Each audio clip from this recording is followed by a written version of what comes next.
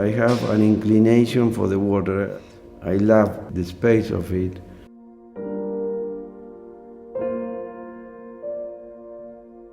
I'm also an art collector, but I'm not obliged to buy. I mean, if a masterpiece appears, then I buy because of the masterpiece, because of the piece itself. It's the piece who commands the decision. As a real estate developer, it's the same. I'm not obliged to develop.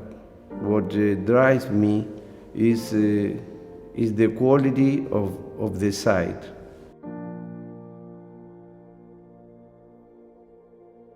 I did have two frontages of great value, and the building had to reflect those forces of nature in some way. I did decide to do a very minimalist building. I didn't want some extreme form that competed with these forces. And in doing that, I split the building like splitting the oceans, and turned it into two volumes and opened in the middle of it a monumental door or gateway that connected ocean and bay. And that became the centerpiece of the project. I thought actually the space, the void, the emptiness was more important than the object, the form. And that, in fact, maybe the form should fade away and focus on this grand space that symbolizes that linkage.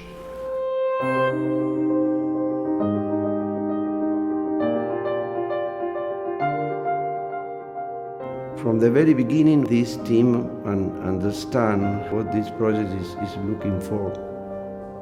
They are citizens of the world. They share the sophistication and the aesthetic, the love of creation, the perception of the whole. Enzo, Enea, and Piero, they have the history of the human being from this point of view, and they adapt all that to the necessities of the place. One has to find the right point of expression between the traditional history and post-contemporary world. I'm a modernist architect. I never think to do something traditional. Traditional means I never working for the marketing research. I'm working for a private taste. The people, they choose me because I'm in that way quite precise. I never work with compromises, you know. We like to be coherent, and we like to be natural, and we like to be not easy, but you have to be human and humanistic. And we put inside some simple approach of life.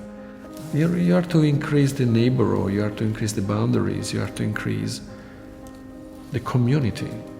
What we do is we bring another proportion into it with the garden, with the outdoor space that interacts with the place, creating microclimates and using trees as shadow, lighting, and we mix together architecture towards art to create interesting space. The space demands the design. I think that art is integrated in our life and it's an important proposition within Oceana. Oceana Bal Harbour, I think, is a fantastic example of how art can function. And people aren't always able to give sculpture that opportunity to display itself.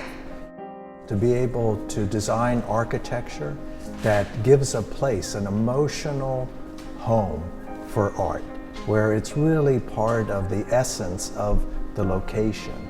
And it's a place where artworks can really interact with residents' daily life.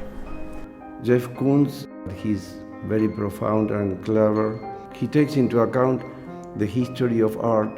These two pieces actually are revisiting of the history of art. but with own postmodern, post-contemporary statement and individual view of art.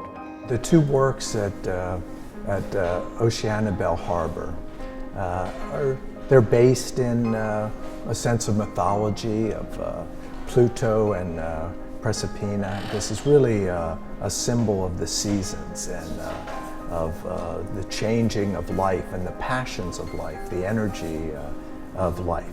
But I think both of these works function very emotionally about a sense of opportunity, chance of transcendence that we have in our lives, to exploit the freedom that we have. Everything converges into a unique proposal, a differential proposal. I like to think it's not the only place to be.